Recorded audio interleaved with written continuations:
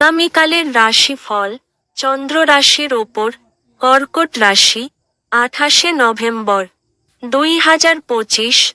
আপনার দানি মনোভাব গোপন আশীর্বাদ হতে পারে, কারণ আপনি সম্ভবত অনেক বিষয় থেকে মুক্তি পাবেন, যেমন সন্দেহ, নিরুৎসাহ, বিশ্বাসের অভাব, লোভ, অঙ্গীকার, অহংকার এবং ঈর্ষা। আজকে করা বিনিয়োগ আপনার সমৃদ্ধি এবং আর্থিক নিরাপত্তা বাড়িয়ে তুলবে।